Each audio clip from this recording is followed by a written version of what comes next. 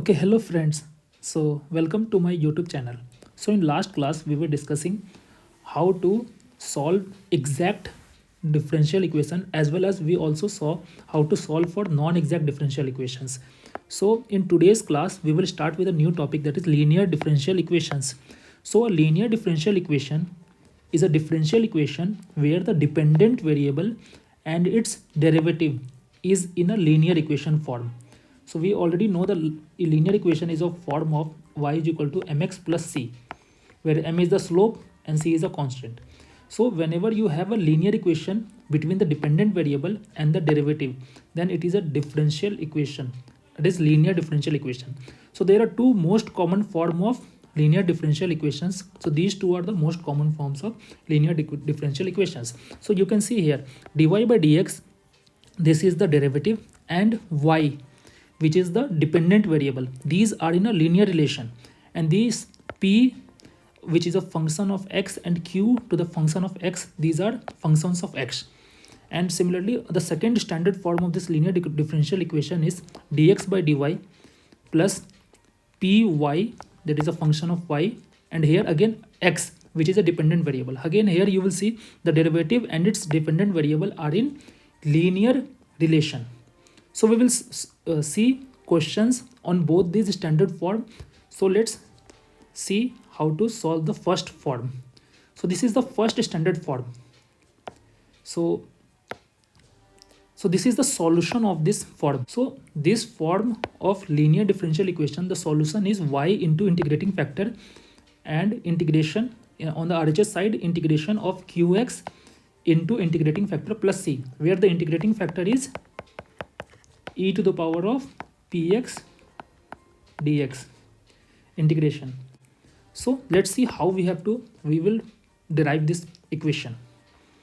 So if you see this equation, so we already studied how to solve for the exact as well as non-exact differential equations. So first we will convert this into the form of m dx plus n dy is equal to 0. So let's bring the q on the left hand side. So px y minus qx, okay, plus dy by dx is equal to 0. Now let's multiply dx on both the side. So you will get py. So for convenience, I will not mention this function of x. You just have to understand that p and q are functions of x. So py minus q into dx plus dy is equal to 0. So when you compare this with this m dx plus n dy form, so you can see that this is your m and this is your n. So n is equal to 1 and m is equal to py minus q. So now we will check for the exactness. So finding dou m by dou y. So when you find dou m by dou y, you will see that you will get your m is py minus q. So since this is a function of x, so it will be considered as constant because we are partially differentiating with respect to y. So here you will get 0 for this, and here again this p is a function of x, so it will come outside as it is a constant, and for integration or for differentiation of y you will get 1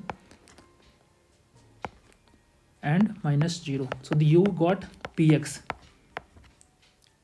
and if you find dou m, dou n by dou x, so n is equal to 1, so it is a constant, so when you partially differentiate it you will get 0. So you can clearly see that dou m by dou y is not equal to dou n by dou x.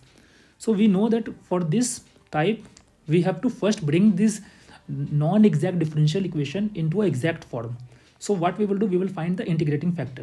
So we know that when dou m by dou x, dou m by dou y minus dou n by dou x divided by n is a function of x, in that case our integrating factor is e to the power of integration of fx dx.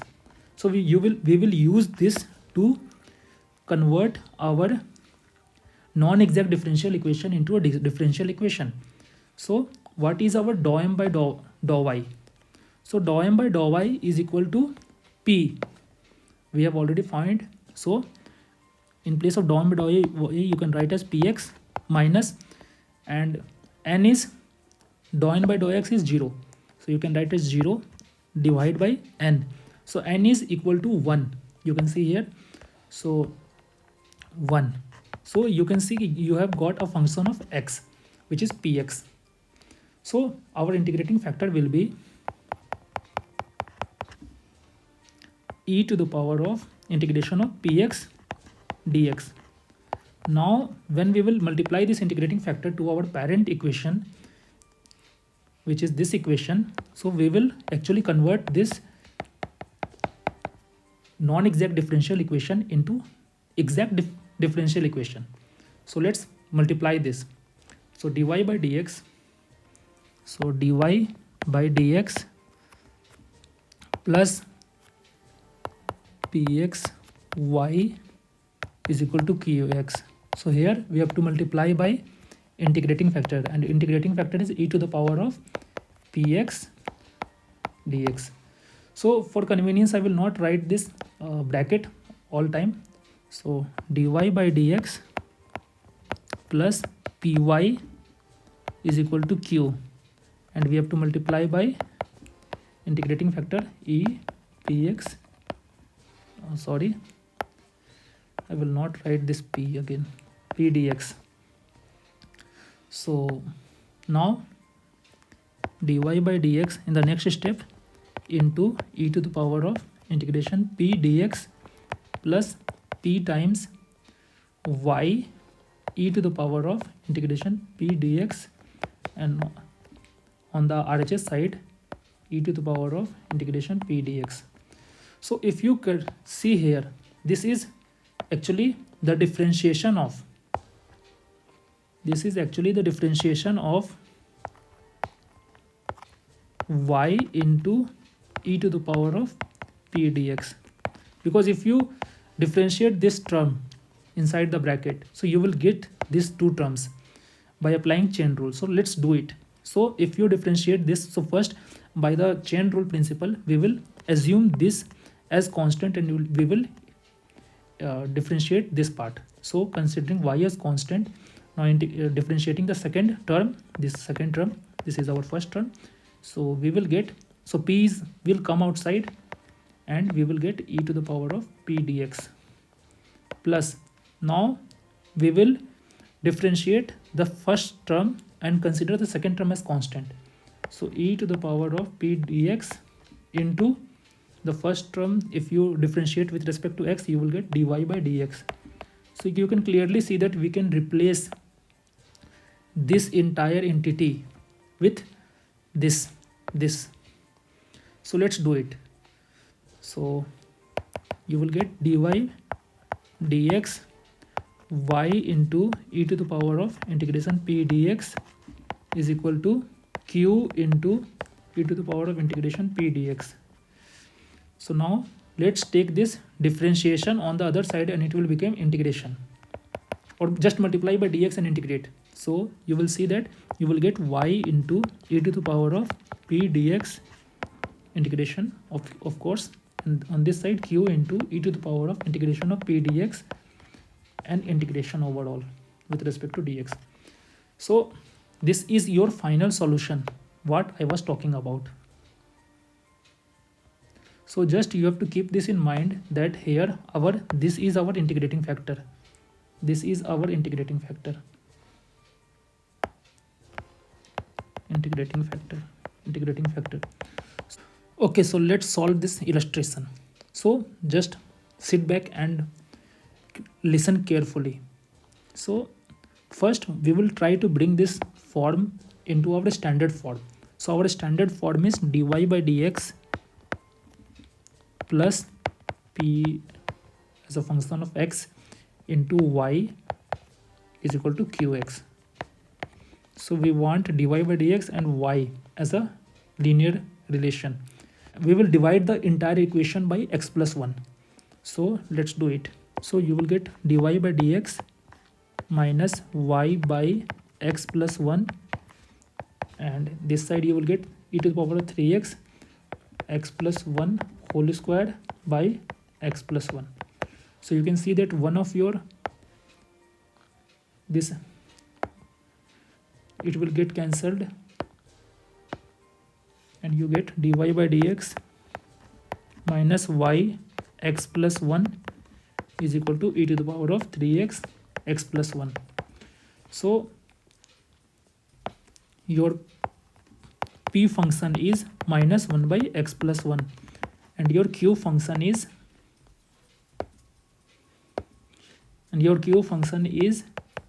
e to the power of 3x x plus 1. So we saw that our solution was y into this integrating factor and then integration of q into this integrating factor. So let's do it. So our solution is y into integrating factor is equal to integration q into integrating factor plus c. So what was our integrating factor? So our integrating factor was e to the power of integration p dx. So our p is this term, so we will bring this term here. So e to the power of minus 1 by x plus 1 dx. So let's bring this minus 1 outside. So e to the power of minus 1 by x plus 1 dx integration. So if you integrate this entire term, you will get ln x plus 1. So you can revise your integration chapter. So I'm not going to explain this explicitly. So e to the power of minus ln x plus 1. Now this minus will go inside and it will bring minus 1 power. Okay, so it will become e to the power of ln 1 by x plus 1. And from logarithmic relation, we know that if you have e to the power of ln e to the power of ln a, so it will be equal to a. So this is a log relation. So you will get 1 by x plus 1. So now just multiply this y into 1 by x plus 1 here, q times x plus 1 dx plus c constant. So our q was e to the power of 3x into x plus 1, and we have to multiply this by x plus 1 dx plus c. So this one and this we will get cancelled. So you have simple y into 1 by x plus 1 integration e to the power of 3x dx plus c. So your final answer is y into 1 by x plus 1 is equal to e to the power of 3x by 3, again this integration formula, plus c. So this is our final relation. So I hope that you understand this. So now let's solve this second problem. So first pause this video and try this problem by yourself. Okay, so we will begin it. So here you can see that we have y, which is our dependent variable, and dx by dy, but actually we want dy by dx. Okay, so what we will do, we will cross multiply this equation. Okay, so we will take this dx by dy on the RHS side, and it will become dy by dx is equal to e to the power of minus 2 root x by root x minus y by root x. Now let's bring this on this term on the left hand side. So dy by dx plus y by root x is equal to e to the power of minus 2 root x by root x. So now if you compare this with our standard form, so you will see that this our function px is 1 by root x, and our function of qx is e to the power of minus 2 root x divided by root x. So now let's find out our integrating factor. So our integrating factor will be e to the power of integration px dx. So let's write e to the power of integration of 1 by root x dx. So if you integrate 1 by root x with dx, you will get x to the power of minus 1 by 2. So it will become x to the power of minus 1 by 2 plus 1 divided by minus 1 by 2 plus 1. Because we know that the formula for x to the power of n dx integration is x n plus 1 divided by n plus 1. Okay, so we have used this formula here. So what we have got finally, so here you will get x to the power of 1 by 2 divided by 1 by 2. So this 2 will go in numerator, so it will become 2, and you can write this x to the power of 1 by 2 as root x. So this is our integrating factor. So our final solution will be y into integrating factor, that is 2 root x is equal to q into our integrating factor, integration with respect to dx plus c. So what was our q? Q was e to the power of minus root x. So our q was e to the power of minus 2 root x divided by root x. So if you see that this is not our integrating factor, sorry, because this is just this part that we have found. So our integrating factor is finally e to the power of 2 root x. So here also, if you e to the power of 2 root x will be there, and here also e to the power of 2 root x will be multiplied with q. So now let's solve it. So you will get y into e to the power of 2 root x equal to q is e to the power of minus 2 root x by root x into e to the power of 2 root x dx plus c. So you will see that this term will get cancelled by this term, because this is the positive power and this is the negative power. So it will become 1. So finally you will get y into e to the power of root 2 into root x is equal to integration of 1 by root x dx plus c. So again the same integration as we did earlier. So this part we have already solved, and we got 2 into root x. So we will just replace it. Why to do it again when we have already done it? So y into e to the power of 2 root x is equal to 2 root x plus c. So this is our final solution. So I hope that you have got the same answer.